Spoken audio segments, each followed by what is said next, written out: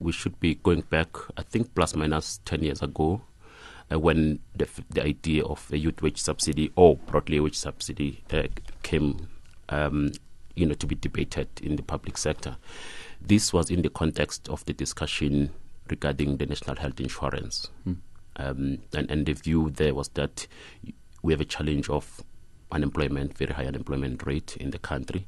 And part of an aspect of the national health insurance will have to try and close that gap for the contributory element of the national health insurance.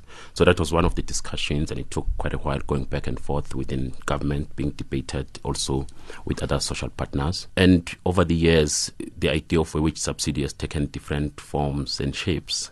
And I think in particular, just about 2003-004, there was a more specific proposal on a youth wage subsidy. And this was in the context realizing that we're not able, at that point in time, and it is, I think, until today, it hasn't gotten worse, is that the youth unemployment rate is too high in the country.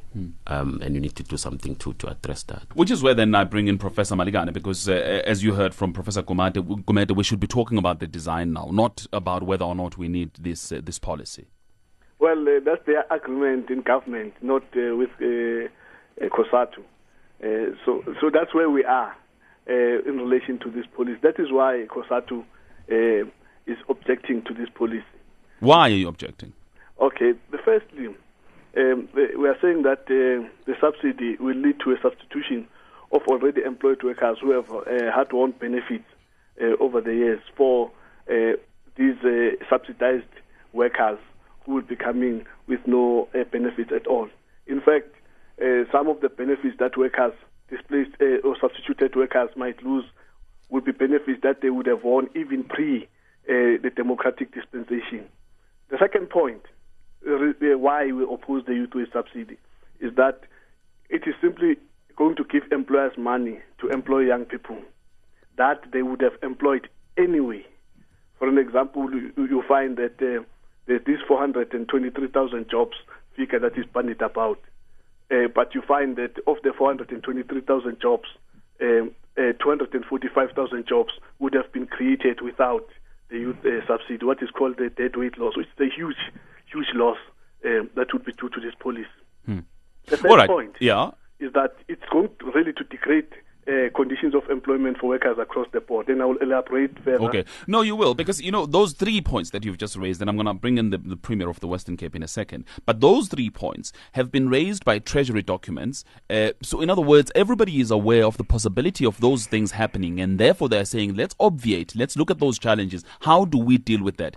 If we were to come up with solutions that deal exactly with those concerns, will COSATU be on board? No, there are other problems that we have. For an example, one argument is macroeconomic in nature.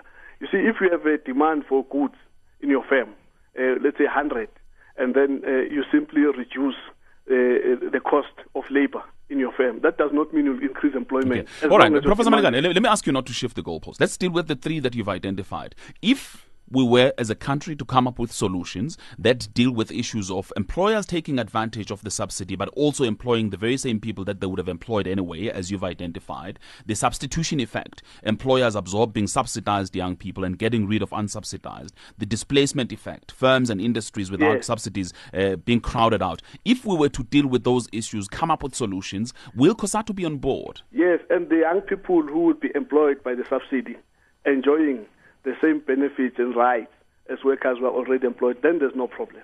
Wait a minute, I think that's a bit confusing then. because what's the point? If you say enjoying the same benefits and rights, then there is no need to, or maybe I'm misunderstanding this, Professor Gumede. The issue of, substitution, it's a real issue, right, that needs to be dealt with, and people have been raising this. The Treasury document acknowledges this. But there is a commitment, and the issue is the detail, right? The commitment that young workers would have the same rights and benefits. In other words, the same protection regime as any other worker in South Africa. I'll come back to you then, Chris Malegane, Yes. to comment on that, because there is a commitment that the same rights and benefits will be the same. But let me bring in Helen Zille then. Having heard what my two professors have got to say, it appears to me that the differences aren't too big. Well, the differences are profound between Professor Gumede and Professor Madikane, and I agree fully with Professor Gumede, who was one of the key brains behind the model that the Treasury adopted. And as Professor Gumede said, this debate first surfaced 10 years ago, and the DA was putting it very firmly on the agenda a very long time ago, based on the successful models, not only in Germany, but in places like Singapore, in places like Korea, in places even like Chile, Argentina, the United Kingdom, a wonderful model that has really transformed the prospects of young people. And there have been, as Professor Gumede rightly says, many different models over the last 10 years. But we think the Treasury, the National Treasury, has come up with a very, very good model that will mitigate any negative effects based on the international experience. Let's first deal with Professor Madikane's concern about the substitution effect. Mm-hmm. We think that that is not true, firstly based on the model that the National Treasury has put together and the international experience. We have very strong protection for existing workers, and nobody can simply be retrenched because a younger worker can take their place. That isn't allowed in our labor relations dispensation. And in any event, it does not make good business sense to retrench an experienced, productive worker for a new one without skills that is still being trained and developed.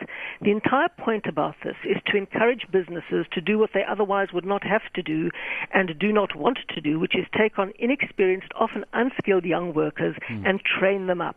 And this youth subsidy is designed to ensure that businesses are encouraged to go out there and to train and employ young people and to get them experience, to give them a first-time chance in the workplace. Okay. Because all of the international evidence shows that once you get a foot on the first rung of the economic ladder in the economy, your chances are so much better in the future. But here's the thing, and I think, you're touching on it, because part of the reason why that may be happening is this lack of trust between businesses and the unions, that unions aren't going to take business at their word about whether or not they won't substitute these subsidized workers.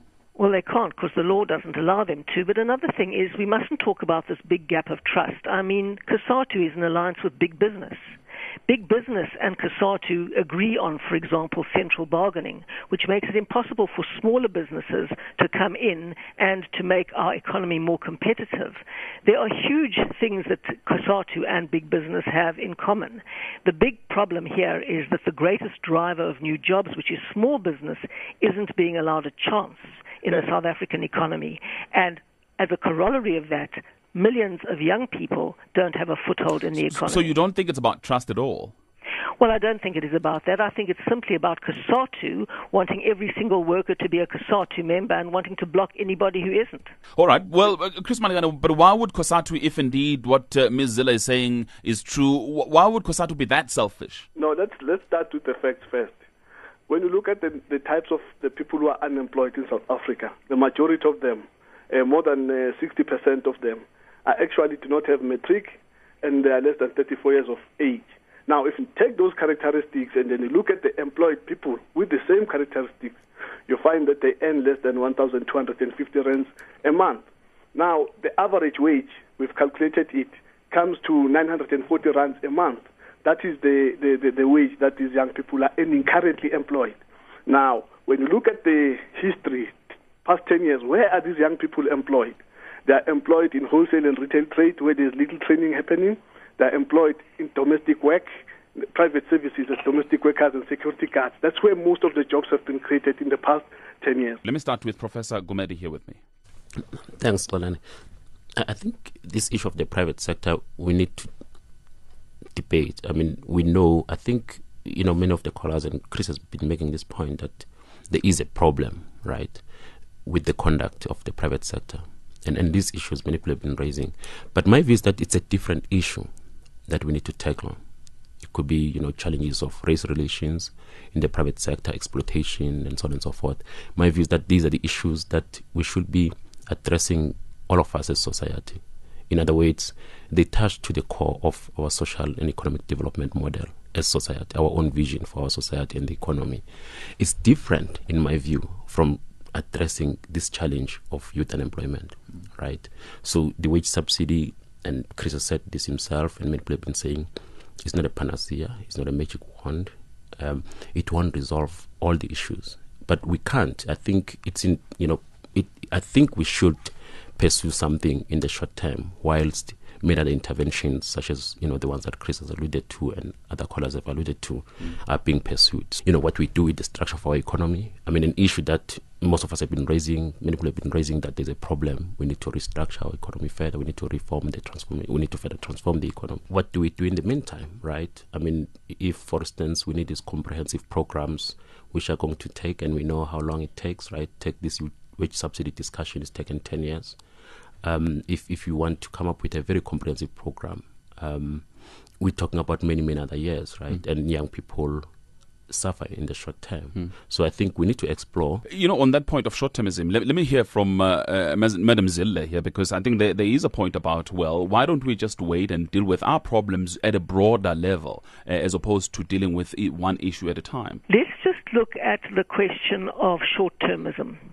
We have millions of young people right now unemployed, 3.2 million. In fact, 70% of the unemployed are young people. And it's not an either or, it's a both and. And to demonstrate that, we've introduced our own equivalent of the youth wage subsidy in the Western Cape. We call it the Work and Skills for 100,000 program, and so far it's working really very well. We've pioneered it since we got into government in 2009 in the Western Cape. We first had to get it into place, and 2,500 young people have already benefited, and it works that we pay the 1,000 rand per month stipend directly to the worker to supplement their salary.